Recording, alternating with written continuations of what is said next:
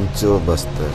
छत्तीसगढ़ में जब भी घूमने की बात होती है तो सबसे पहले बस्तर का ही नाम आता है, और बस्तर में भी सबसे पहले चित्रकूट वाटरफॉल।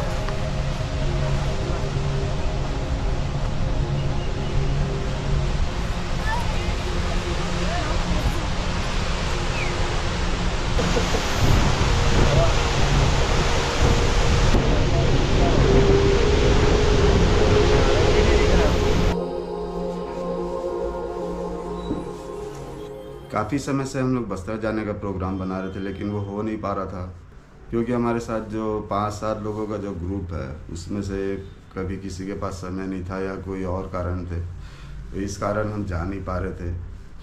अंततः हमने निर्णय लिया कि हम केवल 2 ही लोग जाएंगे और बाइक से ही जाएंगे।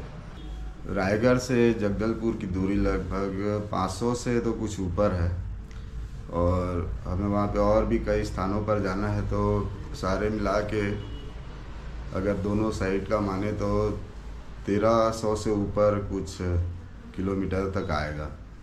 हमारी यात्रा कई चरणों में होगी। यहाँ से हम सबसे पहले चित्रकूट फॉल जाएंगे, फिर उसके बाद बारसूर होते हुए दंतेश्वरी माता मंदिर, और फिर अंत में तीरथगढ़ फॉल। प्रथम चरण में ही हम सबसे पहले चित्रकूट फॉल जाएंगे। इस सफ़र में हमारे साथी हैं अरविंद चौबे भैया। हम काफ़ी घने जंगलों के मध्य से होते हुए आगे बढ़े, और चित्रकूट फॉल के पास में ही आजकल कुछ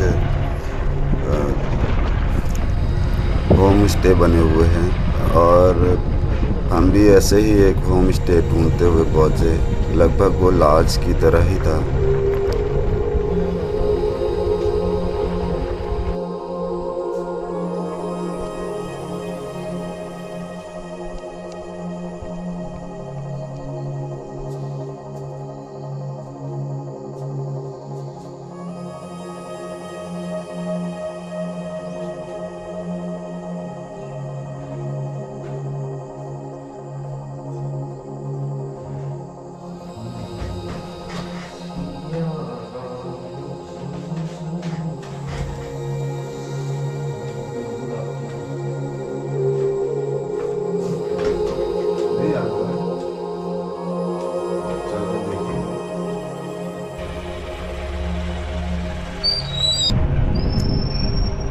सुबह जल्दी हम फॉल की तरफ चलने लगे।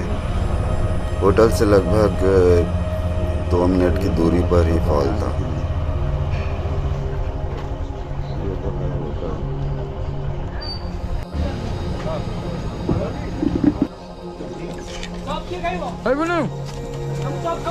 इटली इटली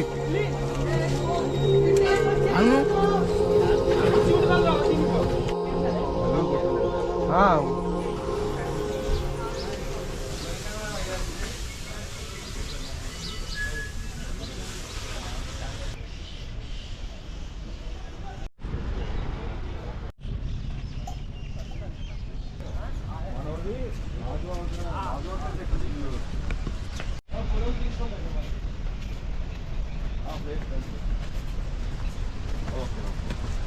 ओके अला ब्रेक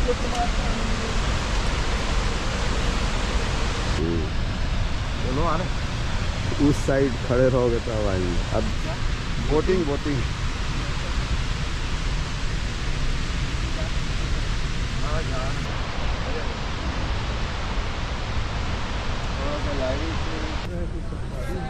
सब गवर्नमेंट का।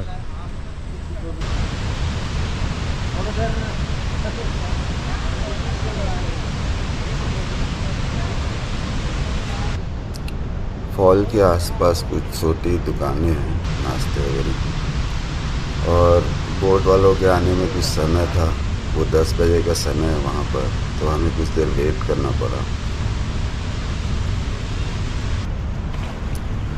वैसे तो पर हेड 50 रुपये में बोटिंग की जा सकती है, लेकिन अगर पूरी बोट अगर हायर करते हैं तो वो 750 रुपये पड़ता है। हमने भी पूरी बोट लेकर 2 लोगों के साथ शेयर किया, आधा आधा पैसा।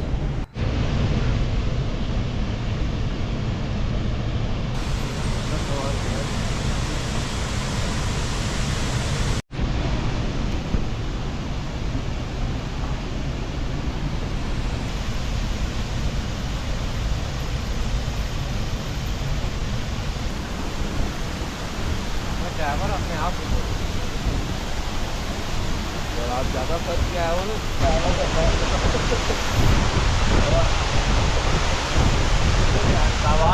धन्यवाद भाई।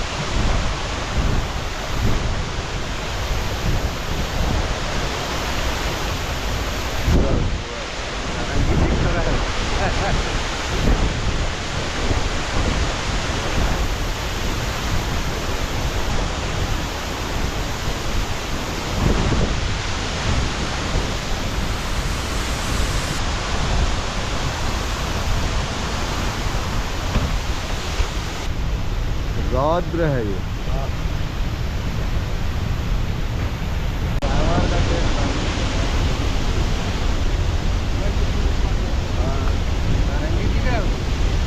पता नहीं दिख रहा होगा यहाँ तो वैसे भी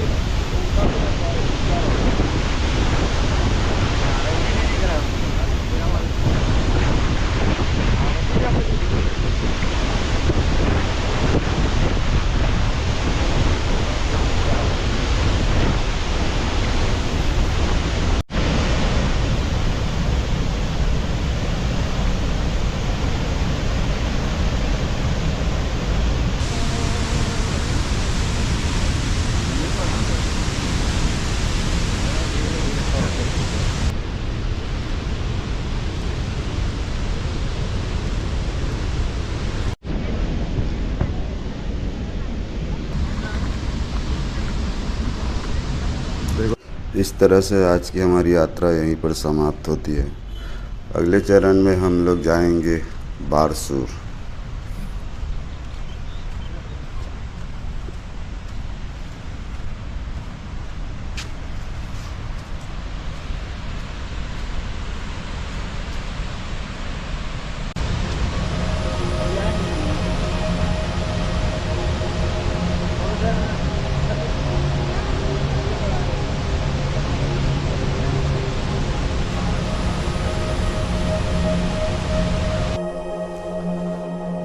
चित्रकूट से निकलने के बाद सबसे पहले हम जाएंगे बारसूर। बारसूर एक ऐसा स्थान है जहाँ पर गांव में चारों तरफ बहुत प्राचीन लगभग 4 से 5 दर्जन मंदिर है वहाँ पर। इसमें गणेश जी का बहुत प्रसिद्ध मंदिर है और एक बत्तीसा मंदिर। चित्रकूट से बारसूर के ही मार्ग में पड़ते हैं 2 वाटरफॉल, मेंद्री घूमर और तामड़ा घूमर। चूँकि मेंद्री घूमर मेन रोड से ही लगा हुआ है इसलिए हम वहाँ पर जाकर रुके। हाल तो बंद हो गया, पानी अद्भुत ही सुंदर स्थान है, लेकिन यहाँ पर पानी नहीं है। अभी बरसात ना होने के कारण वाटरफॉल में पानी नहीं है।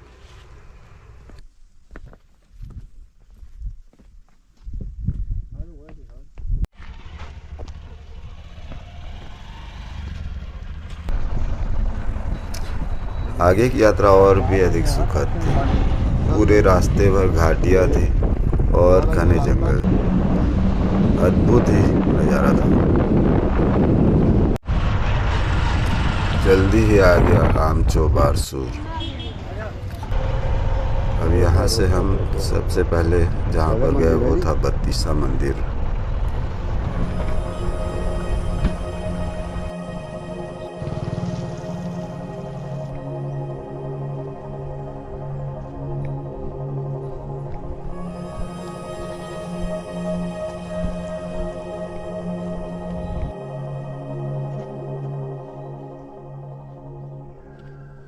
इस मंदिर की विशेषता है इसमें जो 32 पिलर है इसलिए इसका नाम बत्तीसा पड़ा। इसका निर्माण हुआ है आपका 11वीं और 12वीं शताब्दी में निर्माण हुआ है। और इनको जो निर्माण करने वाले जो राजा हैं छिंदक नागवंशी सोमेश्वर महाराज द्वारा निर्माण करवाया गया है। इस मंदिर में 2 गर्भगृह हैं और आपका 2 मंडप, 16 उधर ले लीजिए, 16 इधर, 16 दूनी 32। और जैसे आप गर्भगृह नंदी के ज्येष्ठ जो भाग है वो गर्भगृह कहलाता है। और जो आपका जो शैली बना हुआ है मंदिर का, जो गर्भगृह का शैली नागर शैली की पद्धति से बना हुआ है। आप देख रहे हैं ये मंडप स्थापत्य कला का अनुपम नमूना उल्लेखित किया गया है। अधिकांश जैसे आप मंदिरों में जाते हैं तो सिर्फ एक ही गर्भगृह रहता है, तो यहाँ पे 2 गर्भगृह का ऐसा किंवदंती बताया गया है। फर्स्ट जैसे गर्भगृह में स्वयं छिंदक नागवंशी जो राजा थे सोमेश्वर देव वो आराधना किया करते थे, इसलिए वीर सोमेश्वराय के नाम से प्रसिद्ध है फर्स्ट गर्भगृह में। और सेकंड गर्भगृह में उनकी रानी आराधना किया करती थी, गंग देवी नाम उनका था। तो गंग देवी न कह के वीर गंगाधराय के नाम से संबोधित किया जाता है। और जैसे आप देख रहे हैं नंदी जी क्या विश्राम अवस्था में है, नहीं तो अधिकांश सीधा शिव जी को ही निहारते हैं। तो ये किंवदंती ऐसा बताया गया है, जैसे भस्मासुर शिव जी उनको वरदान दे के जाके छिप गए गर्भगृह के अंदर। उसके बाद उनके पीछे पीछे भस्मासुर आ गए। भस्मासुर गए तो ये बैठे हुए थे नंदी जी, तो ये एक आँख से शिव जी को देख रहे हैं, एक आँख से भस्मासुर को देख रहे हैं, कहीं भस्मासुर मेरे ऊपर भी हाथ न रख दे और मैं भस्म न हो जाऊँ। ऐसा है किंवदंती जो नंदी जी का। नहीं तो ये क्या है, सीधा शिव जी को ही निहारते हैं। और ये नंदी के जस्ट बगल में आपका कलश है। कलश क्या मंदिर के शिखर में रहता है, शिखर नहीं होने की वजह से नीचे स्थापित किया गया है। और ये जो नंदी है ग्रेनाइट का बना हुआ है और ये जीवंत कलाकारी किया गया है, जबरदस्त कार्विंग है। और जो आप देख रहे हैं ये जो पिलर भी बिल्कुल सिंगल, बिल्कुल ही वहाँ से लेकर आपका यहाँ तक बिल्कुल सिंगल है। और बेसाल्ट पत्थर के नाम से जाना जाता है पिलर। शायद इसको बताते हैं सर, वही है कि इस मंदिर को 6 मासी रात में निर्माण हुआ है। अच्छा। तो 6 मासी अधिकांश जैसे मंदिर जो बने रहता है 6 महीने में जो बना है, तो सिर्फ गुम्बद शायद नहीं बनवा या नहीं बनाते थे, ऐसा है। वो शिव जी का जो स्ट्रक्चर देख रहे हैं आप लोग ना, उसमें श्री यंत्र का स्वरूप दिया हुआ है, वो भी ग्रेनाइट से बना हुआ है, जलहरी। और उसका स्ट्रक्चर तीनों लेयर में अलग अलग है, पहला दूसरा तीसरा तीनों लेयर अलग अलग है। और उसमें ये किंवदंती बताया गया है कि इस किसी 32 पिलरों में उससे जलहरी को 360 डिग्री मूव करते हैं तो गुप्त द्वार खुल जाता था, और दूसरी जलहरी को यथाशीघ्र में फिर उसको मूव करते हैं तो गुप्त द्वार बंद हो जाता था। ये जो गुप्त द्वार माई श्री दंतेवाड़ा तक कॉन्टेक्ट है। और जो बारसूर में 147 मंदिर और 147 तालाब से सुसज्जित है बारसूर बाणासुर के नाम से विख्यात है।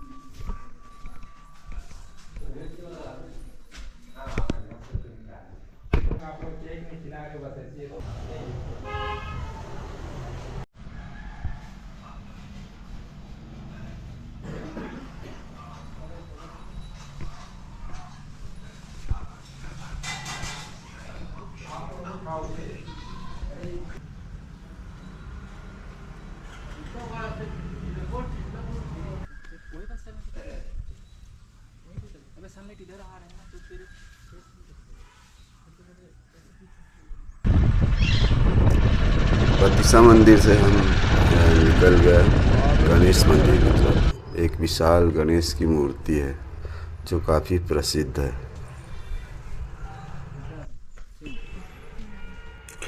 आसपास शिव मंदिर है छोटे छोटे जो जीर्ण शीर्ण अवस्था में, लेकिन वहाँ पर शिवलिंग अभी भी है।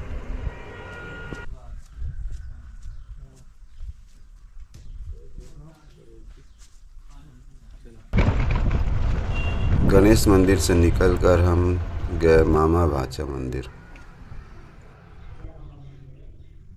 वैसे ऊपर से लेना। हाँ आरती तेरे को बताई जैसे मैं ले देती हूँ, ठीक है मेरा ऊपर से ऐसे नीचे करके मस्त आएगा।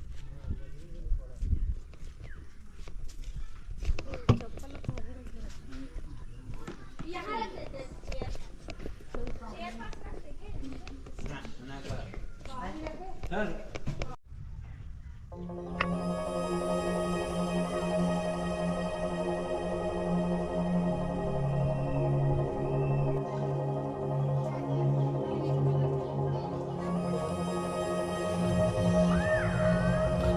बारसूर में कई स्थान हैं देखने के लिए, लेकिन हमने केवल 3 ही स्थान का चयन किया था।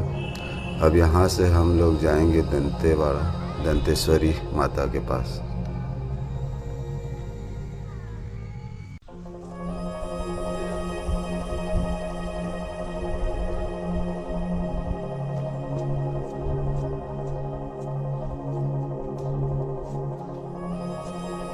बारसूर से निकलने के बाद हम लोग जाएंगे दंतेवाड़ा। दंतेवाड़ा में दंतेश्वरी माता के दर्शन करेंगे। बारसूर से दंतेवाड़ा पहुंचने में ज़्यादा समय नहीं लगा। दंतेवाड़ा पहुंचकर बहुत ही सुखद अनुभूति। यहाँ पर जैसा सोचा नहीं था उस तरह से निर्माण कार्य देखकर बहुत ही अच्छा लगा। अभी जिस नदी के ऊपर से हम लोग गुजर रहे हैं वो है टंकिनी। दंतेश्वरी माता का स्थान टंकिनी और शंखिनी दो नदियों के संगम पर है। इस स्थान पर जिस तरह का निर्माण हुआ बहुत ही सुंदर।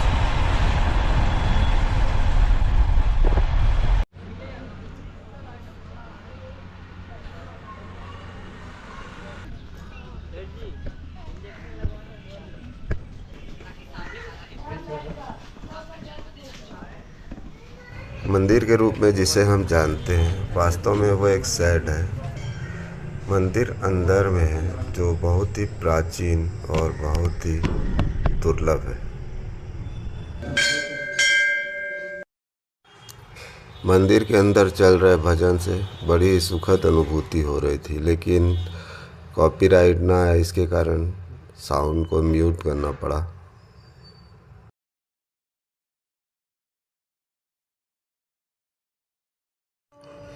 जितना सोचा नहीं था उससे भी अच्छे दर्शन हुए।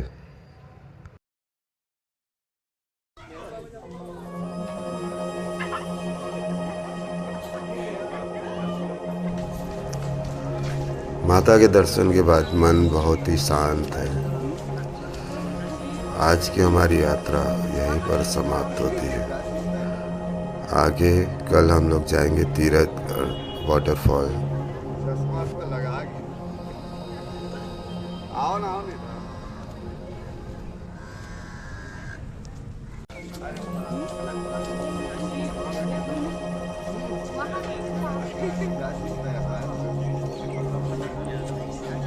दंतेवाड़ा के बाद में चौथे और अंतिम चरण में हमारी यात्रा होगी तीरथगढ़ वाटरफॉल पर। वहाँ पर चल कर देखते हैं वहाँ क्या है।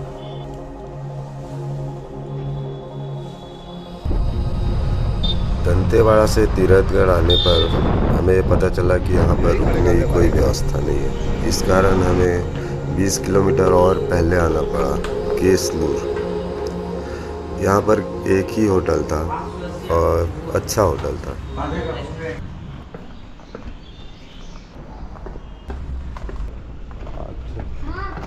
पूरी दुनिया सिर्फ दूर बैठकर इसका तमाशा देख रही है। इस तख्तापलट पर मुस्लिम देश भी रात अच्छी बीती। सुबह हम जल्दी ही उठ गए थे।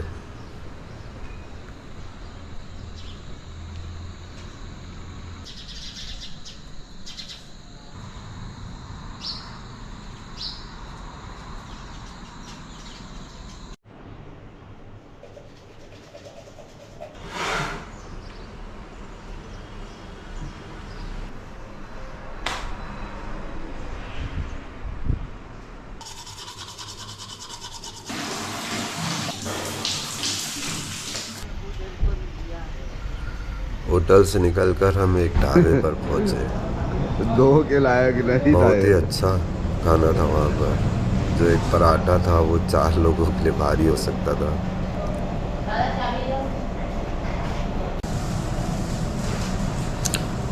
यहाँ पर मुझे चाय का गिलास बहुत पसंद आया।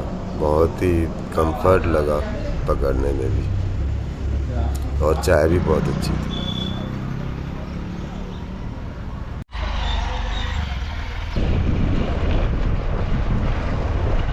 गेट में हम लोग पूछे थे और चला गया था।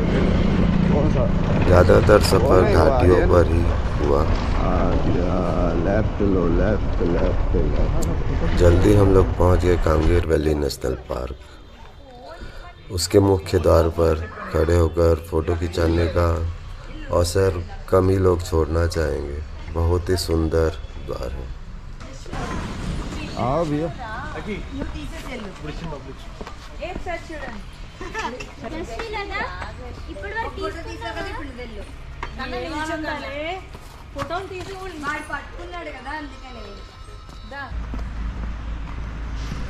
यही कुटुमसर गुफा पहुंचने का मार्ग है। जंगल के अंदर का दृश्य देखकर बहुत ही सुखद अनुभूति हो रही थी। विशाल खड़े वृक्ष जैसे अपनी तरफ बुला रहे हों, लेकिन फिर कभी यहाँ पर हम वापस आएंगे।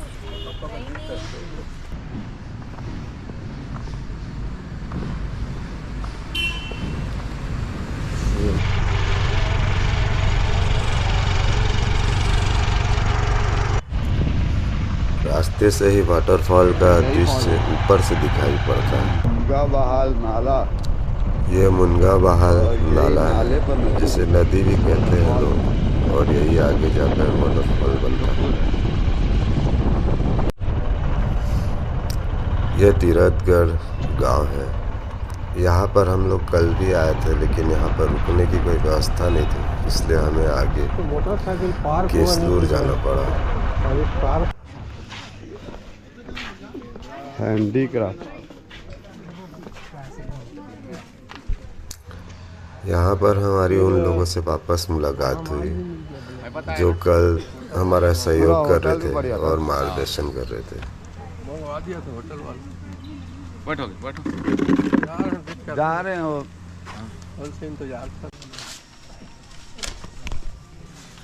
जंगल में थैली देते हैं और 50 रुपए जमा लेते हैं।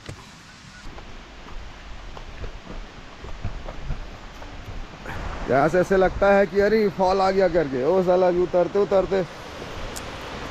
मुख्य द्वार से अंदर जाने पर तुरंत ही कुछ देर में वाटरफॉल दिखाई देने लगा, लेकिन उसके बाद भी हमें काफ़ी सीढ़ियों तक उतर के वाटरफॉल तक पहुंचना पड़ा।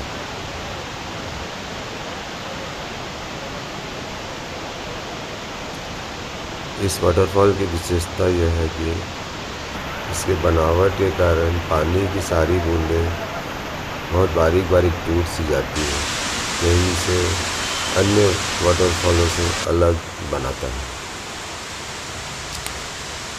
वाटरफॉल के सामने पहाड़ी पर छोटे छोटे कई मंदिर बने हुए हैं, जो कि बहुत ही प्राचीन दिखाई पड़ते हैं। वाटरफॉल एक चरण से गिरने के बाद इससे नीचे भी एक चरण पर और जाकर गिरता है। सामने का दृश्य और भी अद्भुत है।